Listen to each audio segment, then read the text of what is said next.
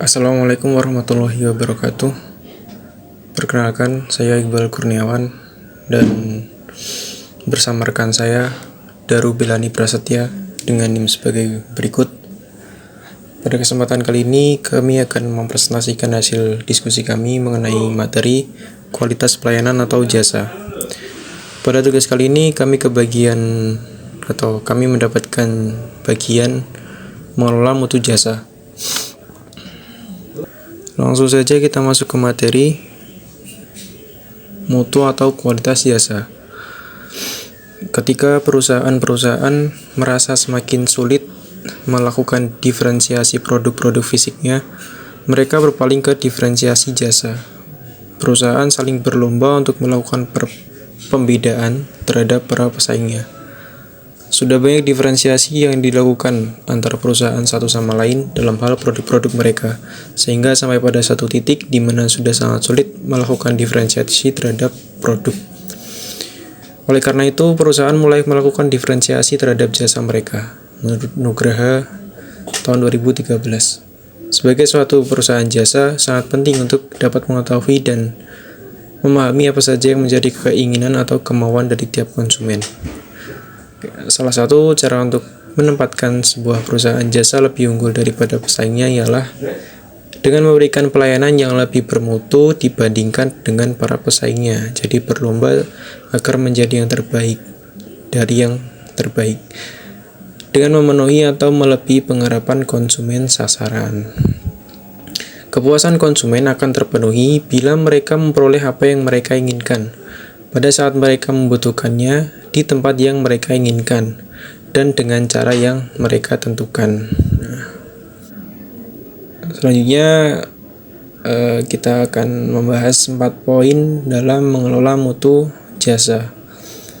Yang pertama, memberdayakan atau empower karyawan yang berada di garis depan dengan memberikan mereka wewenang, tanggung jawab, dan insentif yang mereka butuhkan untuk memperhatikan, peduli, dan mengurus kebutuhan pelanggan.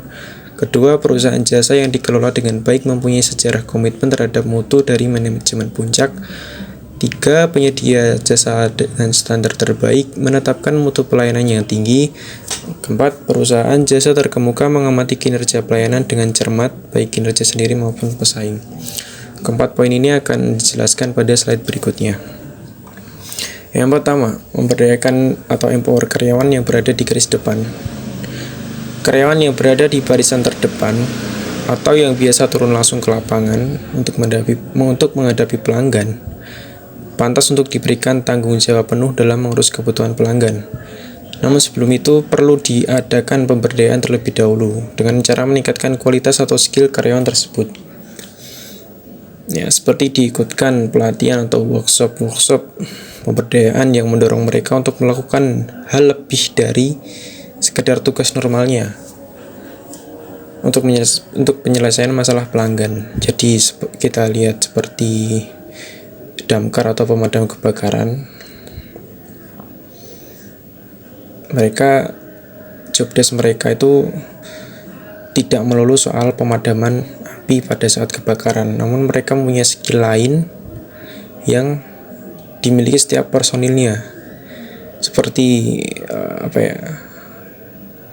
mereka bisa melayani apapun yang diinginkan para korban yang membutuhkan, seperti menolong kucing yang jatuh ke sumur atau mengevakuasi ular yang berada di dalam rumah, maupun yang hal-hal lain yang kadang tidak bisa dilakukan oleh orang biasa. Jadi hal tersebut termasuk contoh dari melakukan hal lebih dari sekedar tugas normalnya. Mereka tidak langsung memiliki skill tersebut, namun pada awalnya mereka tetap terlatih, baik itu dari pihak internal pemadam kebakarannya sendiri maupun diikutkan workshop di luar damkar, di luar perusahaan. Nah, dengan skill itu sehingga karyawan akan mempunyai bekal tambahan untuk diterapkan saat bekerja nantinya. Kemudian jika seorang karyawan mampu menjalankan tugasnya dengan baik dengan acuan terpenuhinya kebutuhan dan kepuasan pelanggan, maka karyawan tersebut layak diapresiasi. Misalnya apresiasi dalam bentuk insentif atau bonus. Ya, apresiasi di sini tidak melulu dari pihak perusahaannya sendiri. Apresiasi ini bisa berasal dari konsumen kepada karyawannya langsung. Contohnya, ketika kita order makanan melalui GoFood ataupun ShopeeFood, nah di situ kita konsumen bisa memberikan tip secara langsung tanpa perantara, mungkin kepada drivernya langsung. Hal tersebut termasuk apresiasi dari kita konsumen kepada driver tersebut. Nah, kita memberikan apresiasi tersebut tentunya tidak tanpa alasan. Kita memberikan apresiasi tersebut atau bonus tersebut karena driver mampu memenuhi ekspektasi kita, mampu melayani kita dengan baik. Misalnya pelayanan yang cepat, makanan cepat sampai, maupun yang lainnya. Nomor 2, perusahaan jasa yang dikelola dengan baik mempunyai sejarah komitmen terhadap mutu dari manajemen puncak. Dengan memperhatikan kinerja pelayanan mutu sebuah perusahaan terhadap para pelanggannya secara konsisten, maka perusahaan tersebut dapat dikelola dengan baik. Biasanya sebuah perusahaan mempunyai cara tersendiri untuk meningkatkan mutu perusahaannya yang telah ditetapkan dari manajemen puncak. Dengan begitu akan menjadi komitmen sebuah perusahaan untuk terus meningkatkan mutu agar para pelanggan tetap setia terhadap perusahaan. Ketiga, penyedia jasa dengan standar terbaik menetapkan mutu pelayanan yang tinggi. Menurut Gasper tahun 1997, ada beberapa poin yang perlu diperhatikan untuk meningkatkan mutu pelayanan, yaitu ketepatan waktu pelayanan. Tepat waktu. Kedua, akurasi pelayanan. 3, kesopanan dan keramahan dalam memberikan pelayanan. 4, tanggung jawab. 5, kelengkapan. 6, kemudahan mendapatkan layanan. 7, variasi model pelayanan. 8, pelayanan pribadi. 9, kenyamanan dalam memperoleh pelayanan. 10, atribut pendukung pelayanan lainnya. Dan untuk poin 4 dan seterusnya akan dilanjutkan oleh saudara Daru. Sekian dari saya, terima kasih. Nomor 4. Perusahaan jasa terkemuka mengamati kinerja pelayanan dengan cermat, baik kinerja sendiri maupun pesaing.